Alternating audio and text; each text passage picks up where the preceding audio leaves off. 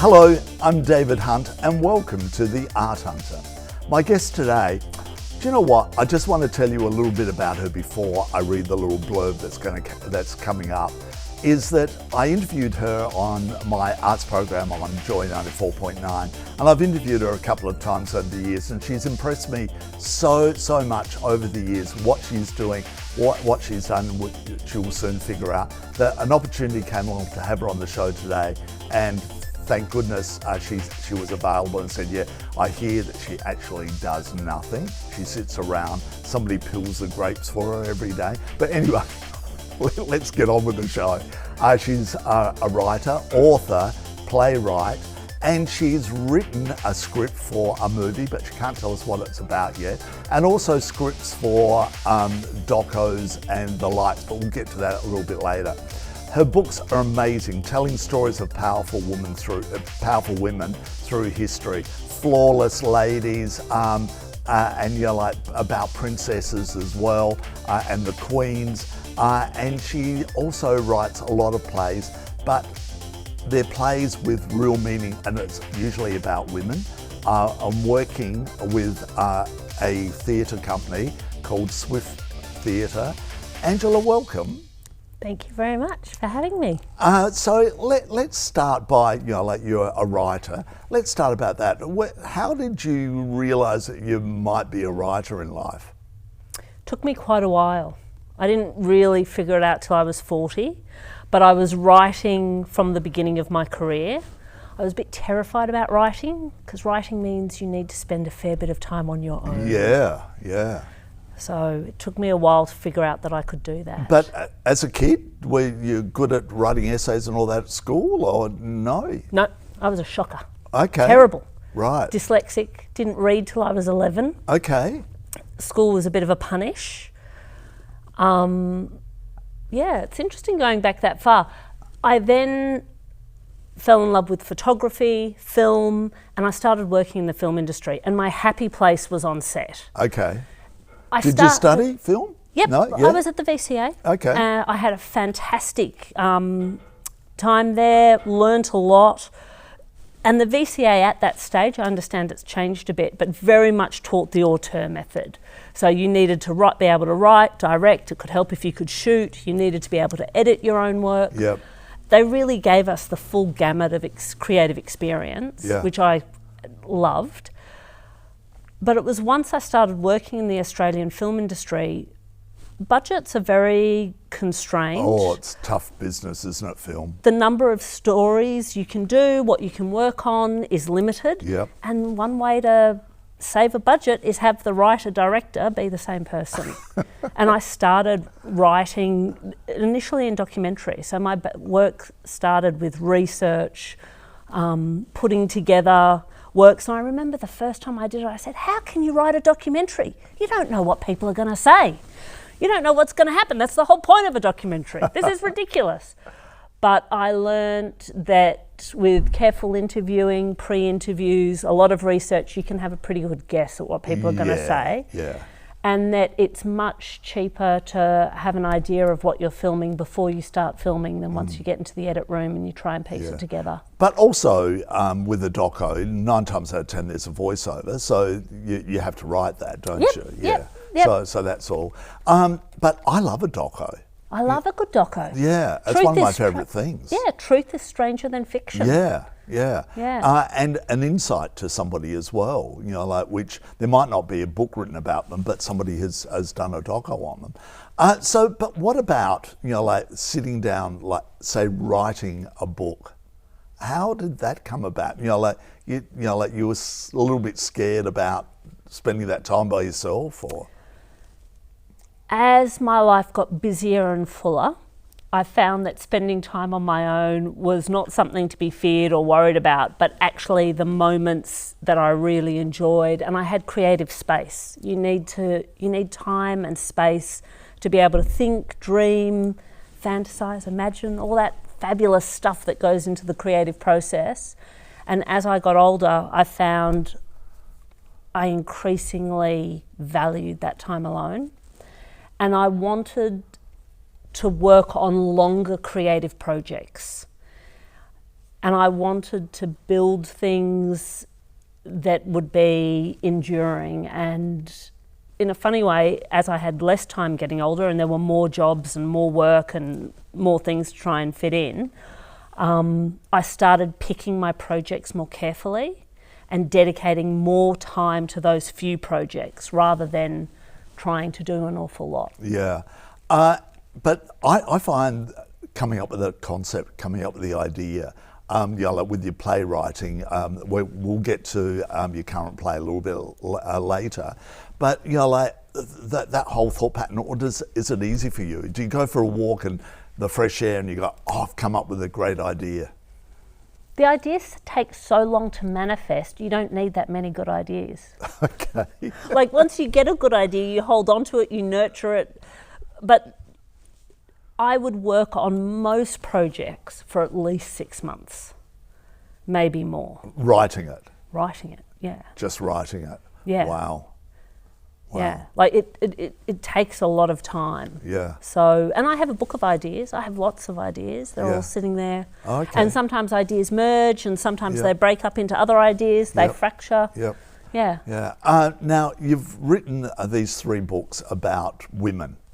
I found them absolutely fascinating. The quality of the books are really good. But we look back on history a lot of the time and we don't know a lot about certain princesses or queens in history, or we do because a lot of the time the men have overpowered them. Well, you know, the Jesus story we were talking off air, you know, like the women that are around him had a big influence, but are they in the Bible really? No, only as prostitutes or whatever. So, you know, like, where did that idea come from? I actually wanted the book for my daughter and I couldn't find the book on the bookshelf. And at the time I was living in Germany and I was very lucky, and for a number of years I went to the Bologna Book Fair and I met this American publisher and I pitched the idea. And he said, oh my God, Angela, I love that idea. It's great, it would sell. I know it would sell. Only one problem. No one's ever heard of any of these ladies. And I was like, that's the point. Yeah. They're great stories. No one's ever heard of them. And he's like, people want things about what they already know about, which to me seems the opposite of why you'd read a book. Yeah. So he actually inspired me. I was like, you got the wrong end of the stick, mate. He had no idea what I meant by that. Yeah. But the way you've done it though is actual people from history, women from history, but you've, you know, like sort of, you know, like circled around the story a little bit more, haven't you? Well, what I've done is I've taken real women and I've taken real events from their lives, things that we know from the historical record happened. Yep. And then I've imagined that story and told it as a fiction. Because these books are for kids from 8 to about 14. Yep. And how do you tell a story that puts them in that historical place? You know, one of the stories happens through the straits up around Java, through Indonesia and Malaysia, 400 years ago. How do you take a kid to that place? They may not even know where it is on the map today. How do you make them empathise with that woman, stand in the shoes of that woman, imagine that they could be that woman? Yeah, so that's why I use fiction. Yeah. And the fact is that you use princesses, but then you use queens as well. So, you know, the younger to the older. But sometimes the queens were, you know, like 15, 16, weren't they? You know, like in history. Although a lot of the queens I focused on were older. I found the Queen's book a harder book to write. My princesses are much more swashbuckling and often they didn't have power, so the women I chose were actually challenging the power system. It's a bit different writing about women in power. But there a lot of the queens were queens we didn't know though as well. Or just queens we've forgotten or aren't referenced regularly. Yep. Queen Elizabeth I is in all 3 books. And the 3rd book is actually about lawless ladies. It's about women who were criminals. But that's interesting that she's in the 3rd book. it's about a pirate queen, Right. an Irish pirate, Grace O'Malley, meeting Queen Elizabeth. They had a very famous meeting and Right. a negotiation. But she was turning a blind eye a lot of the time too, wasn't she? Like her navy was out there pirating a lot too. She loved a good pirate if they were pirating for her. Yeah. Pirates who attacked her ships, they treated incredibly cruelly. They put them in those metal cages while they were alive and hung them up on the Thames. Terrible. And they would slowly die in these cages. Yeah. And Grace O'Malley was an Irish pirate, and Elizabeth's representatives in Ireland had captured 2 of her sons, and Grace O'Malley wanted her sons released. Right. So she came down to negotiate with Queen Elizabeth Right. I. Okay. Brilliant. So how satisfying was it that you produced these 3 books? And what did your daughter think of it at the end of the day? My daughter helped me as a first reader and an editor. By the time I actually got them made, she was a little bit older. Wonderful. So she's great. And the books were a lot of fun to write. I learnt a huge amount. And I made some creative relationships that are enduring. The illustrator on the first book is one of my favourite people to work with, and the editor on all 3 books continues to be one of my creative buddies.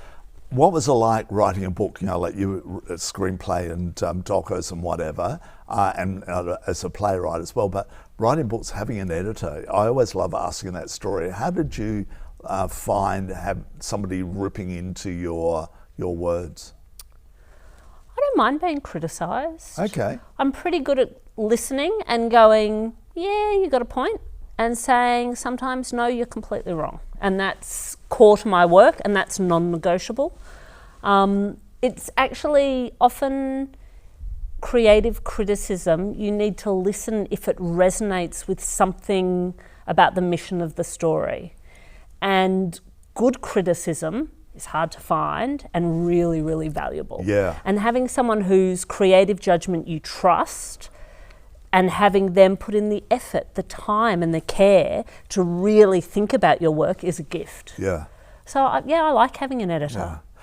Yeah. Are you a bit of a women's libber? Absolutely. Love a bit of women's lib. Been liberating myself my whole life. Yeah, and want to liberate other women. Yeah, and that's obvious in what you're doing, the books, and with your playwriting as well, and the theatre company you're associated with. Now tell us about like moving into writing play, being a playwright. I've always been interested in drama and fiction, creative storytelling. And I wrote a play while I was in Germany. It was initially produced as a German audio play. Okay.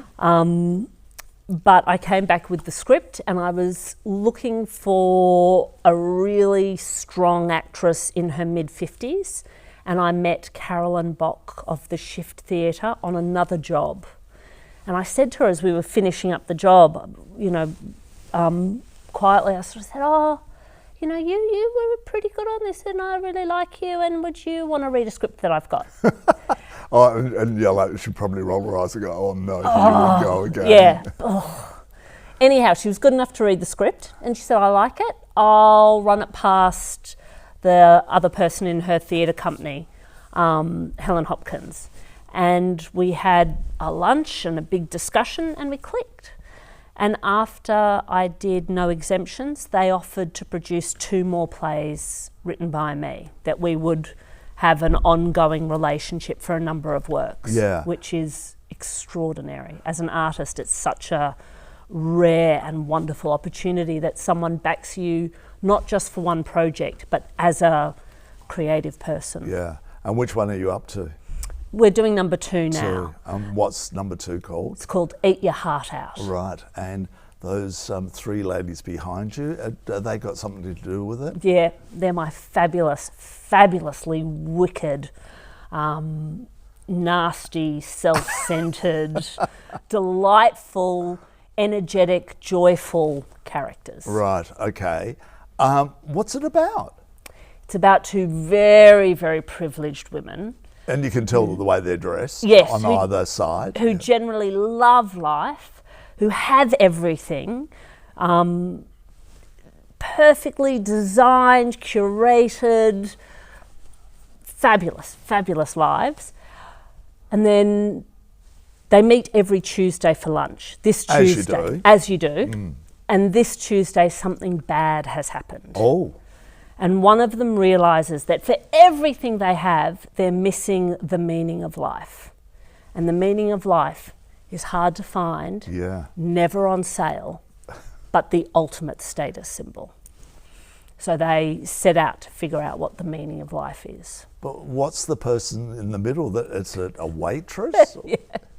So the person in the middle is the waiter. And the waiter doesn't get to say a lot because we have these two very dominating ladies. But let's say the waiter anchors the project. And just the look is extraordinary on her face. It's brilliant. Are you happy with the way it's turned out? Or you seeing it as the way you felt that it should be? Absolutely. And it's being directed by a great director, Peter Horton. You might know him.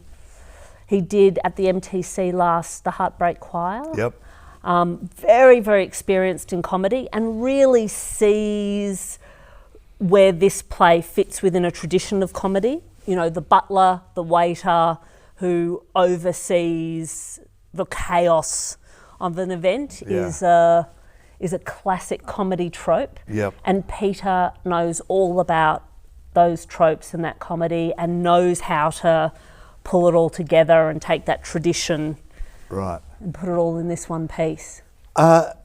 What happens, for a writer? It's okay when you've got a book because it's there, a film or a doco's there, but when you're writing a play, it could be over and done with within a couple of weeks of it, finishing up. Does that worry you that you want it extended for touring or somebody else picking it up? I do think touring, longevity of work is important. It's important very much for the other creatives who are involved because it then becomes a viable creative project. But for me, what's really important is that every time I write a play, a story, I'm actually honing my voice, testing what I can do. And that knowledge, that experience, that resonance, hearing when does the audience laugh? How did the audience one night respond? How did the audience another night respond? What flies, what doesn't? That endures, that stays with me, and that feeds into the next work. Yeah, but as the writer, you lose control once they're out there. David, do you really believe I ever lose control? Maybe I lose a little bit of control, right? But I'm lucky enough, I'm still involved. I do recognise that the director's the captain of the ship. Are you writing right up until opening night? No. The actors don't like that. No. Because they need to learn the lines. Yeah, of course. And they, particularly in a play that's as chaotic and frenetic as this, to get chaos and energy and explosions, you need to be very disciplined and everyone needs to know exactly what's going to happen. It's one of those counterintuitive things of theatre. Okay. But do you sit there sometimes and go, oh, I should have changed? Yeah. Or I have funny ideas. I was like, I'm going along and I can hear what the character would say about something. Yeah. And I'd love to squeeze it in, but it's too late, the cake's baked. Oh, like, that must be a killer. Yeah. Yeah. But maybe tuck it away for a later date. And in this play, there are two characters, Eleanor and Beatrice, and they're the horrible sisters. And I don't know, I feel they could have another life. Oh. They're so robust. Okay. And they third travel play? with me. I don't know if it'll be the third play with this, but I kind of figure, they're really gutsy. Like they grab life, they don't complain about life, they smash stuff when they don't like it. I love them. I like their gusto. How did you find those characters? Like when you're writing it, do you know people like that, or is it from sitting in a cafe observing, or or just totally made up? All of the above. All of the, yeah. All of the above. Which it has to be in a way, doesn't it? Yeah. And it's a play about privilege and how difficult it is to be good and to live up to ideals, and the hypocrisy that we sometimes wheel out to help us cover the gaps. Yeah. That it's for all of us, we might want to be one thing, and if you can't quite make it, we're pretty good at just, sliding over those bumps and flaws in our own. Well, so have you thought of the third play, or have you totally... Yep. Oh, you have? I have thought of the third play. It's already...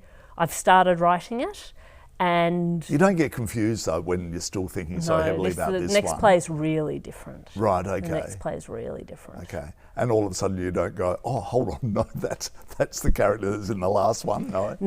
No. So the next one is about political advisors, and I can't see... In the 16th century, I can't see Eleanor and Beatrice storming through. Right. But maybe they should. Maybe they should. Maybe they should. Yeah. Yeah. And it's women again, or not? Gender in this one is more fluid. Right. And redefined. Okay. Yeah. It's a great thing about theatre. In film, that wouldn't really fly, but on stage, you can do all sorts of things, and you just say to the audience, these are the rules of this world, and this is how we're going to make this world work. And audiences are very forgiving. They'll accept definition and redefinition. Oh, well, theatre audiences. Theatre audiences. I can remember reading a review a few weeks back, and it was somebody's review on social media, and somebody made a comment, and I went back and went, hold on, because I knew the person that made the comment, and I went, hold on, it's theatre, it's it's art, it doesn't have to be real. Let's make it interesting, to take our mind on a journey. And maybe when it's not picture real, it's the most interesting. Like, if we're looking for naturalism, there are art forms that lend themselves to certain works, and film is fabulous for getting in close and, seeing the tear rolling out of the eye duct. Theatre's great for the symbolic. And also it can be very funny and chaotic, but, you can do other things in theatre. Yeah. Just as long as you don't do it for too long. Yeah. I believe, theatre needs to be timed to the human bladder. Yeah. I also love a film or a play that I walk away from where there's a lot of questions to be asked, because we're all different, we're all seeing it very differently, we're all taking it in very, very... Do you like that? Do you like the fact that I might walk away and tell you back if you said, oh, what did you think of that? And I told you, and you go, that's interesting, I didn't see that coming. I found that extraordinary with my last film. For me, my last film was what will happen if, my last play, what will happen if there's ecological collapse? What will happen to society, to families? And it was a story about what children do to their parents in the face of the end of the world. Oh, so really dark. Eat the parents? Pretty much. But people came out afterwards, and I had people say to me that it was about the COVID lockdowns, that it was about the war in Ukraine, that it was about the Second World War and how people were rounded up there. I had so much feedback, and when people gave me all these different topics and ideas and emotional responses, I was like, yeah, it's all correct. Like, it may not have been the intention when I stepped out as the writer, but it became a play about intense stress and family breakdown, not just a play about the one thing that I'd written. Okay. So it was great. Like, as a writer, I got all these different stories back, and ultimately the audience is the holder of what the body is. Well, as I said, we're all different. Yeah. The same with a piece of art. Like, I love the fact that I like going with other people and I wander off, and then I'll come back and say, what do you think about this? What are you seeing there? And I'm sometimes shocked on what they've seen and what I feel as if I've seen. But like, that's the exciting thing about Yeah, us all. You can't talk about it because, like the film, the script you've just written, did somebody come to you with an idea, a concept, or was it your concept? No, it wasn't my concept, and that's why I can't talk about it, because it's actually not my film. But they came to me with a scene breakdown, a character bible. And was that the producer or the director, or who was it? Producer. And I have to be very careful what projects I take on, because if I'm writing someone else's idea, I'm not writing my own idea. Yes. And time is valuable, and I loved the story, and I found it very liberating, talking about liberation, I found it liberating writing to someone else's dream. And there were a few points where I felt things needed to change or structure, and it was a very rewarding process, blending those two together. And has it gone in production? No, it's a way off. Right. I think once it's in production, I can come and talk to you about it. Oh, you can talk then? Okay. I think so. All right. I'll have to ask. There's people I need to check with. Maybe when you leave, I'll twist your arm and give you a Chinese burn, and you'll have to tell me on your way out.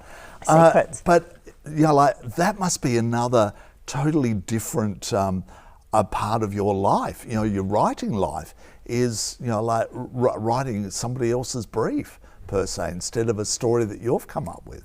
I find that fascinating in itself as well.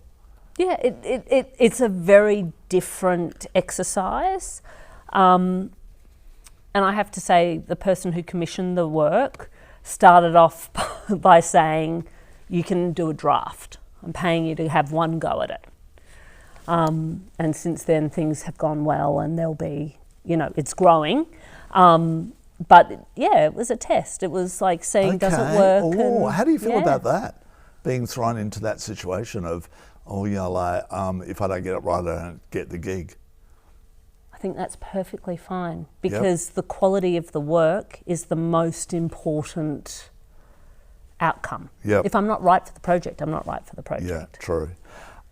So we've talked about a few areas here, plays, film docos, books.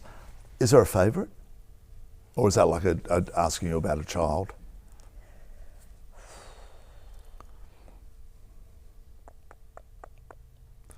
You're really thinking about this. I'm really thinking about it. So therefore, there must be.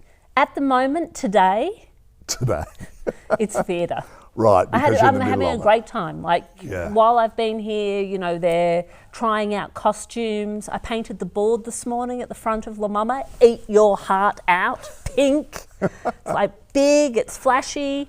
I love working with actors and directors, and I feel like I've got a gang for a while. So today it's theatre. Right. And because it can be a lonely job what you do, and that was a part of what you said in the beginning. So it is part of a gang in a way, isn't it? Yeah. Now I don't say it's lonely. Now I say it's solitary. Okay. There's an important difference. Right. So you've changed. I've changed. Yeah. Okay. So you become more disciplined where you can. And do you set yourself 4 hours a day or 5? Yep. You are like that? Yep. So it's like going to work? Yep. And I sit down and I have to make sure, quarantine the time. Right. You don't find yourself wandering off. I know one stage I was working from home, and I was on the phone to somebody, but I found myself in the garden pulling up weeds, and then I hung up and I stayed out, and then all of a sudden I thought, I was in the middle of doing something. You don't do that? No. Okay. Oh. No. You're focused, you get on with it. Yeah. Sometimes I have a little nap. Oh, afternoon nap. Yeah. My favourite thing in life. If I get stuck, I'm a big believer in the 5-minute lie back on the couch and just let the synapses and stuff. What about, I find walking, because it's all the oxygen, that comes to you. I get so many ideas and concepts, I have to take a pen and paper with me all the time. So I take my phone, and people may sometimes see me walking the dog and talking into my phone. So you leave and a it's message. actually, and I'll have character conversations. he said, she said, but I play all the different characters. Oh, wow. So if you see me walking my dog, that's what I'm doing. But at least it looks as if you're on the phone talking instead of Yeah. just talking to... Yeah. Although we can't do that anymore because everyone's got earplugs in and whatever, and we used to think, oh, that poor person walking down the street talking to themselves. We're all doing it now. Yeah. It's as you said, liberating. Now we Yeah, can all be, yeah. you know, the crazy chatting person. So what's the future for you? What is there any one goal that you would like? You know, do you want to be standing in a couple of weeks' time when the Academy Awards are announced and the best screenplay is you? That's not what gets me up in the morning. Okay. Because if that's what gets you up in the morning, there are so many knockbacks, you won't stay up for very long. Yep. So I don't, that's not what sort of keeps the wheel going. The creative gang, I really like having a group of people who And I sense believe that. in the story. Yeah. That's Yeah. what I want. I want to keep my posse. Yeah. And you are, because it's 3 plays that Yeah. you're doing with this posse. Yeah. But with different actors. Is it different actors each time? So Helen and Carolyn are always in the plays as the okay. founders of the Shift Theatre. Right. Oh, well, they make sure they get a gig. Well, I write I'm for joking. them now. Oh, No. right. Like that's the deal. Like they back me, they push me. I've got to give them good roles. Yeah. And they've got to look at it and say, is it interesting? Is it something they want to play? Yeah. What do you like that idea of actually knowing who is going to be playing and you know their capabilities? Yes. It helps me imagine the character. Yeah. And I wrote Eleanor and Beatrice for these 2 actors, Knowing that they could pull it off. knowing that Well, they did could pull it off. they really surprised you on how well they got it? When No, I knew they had the capacity. Okay. They're both classically trained actors. Like their capacity to remember vast amounts of text, to enunciate, just the skills of being an actor. They're both very, very fine. Yeah. Which means as a writer, I'm free. Yeah. You know, I can let it go Oh. because I know they can do it. can you let it go? I'm baiting you Sing. now. I'm doing a good job. Although you're going I'm red, what does that say? I'm pretending to let it go. Angela, what a treat chatting with you, and congratulations on your extraordinary career. And do you know what? Congratulations on the person you are. Oh, thank you. Because I Now just I am going to feel- blush, David. But I feel very warm towards you. I really get that feeling. So Thank you. thank you for being on the show today. Thank you very much for having me. My pleasure. You'll be watching The Art Hunter. I'm David Hunt, and we'll be back again, next week. See you, folks.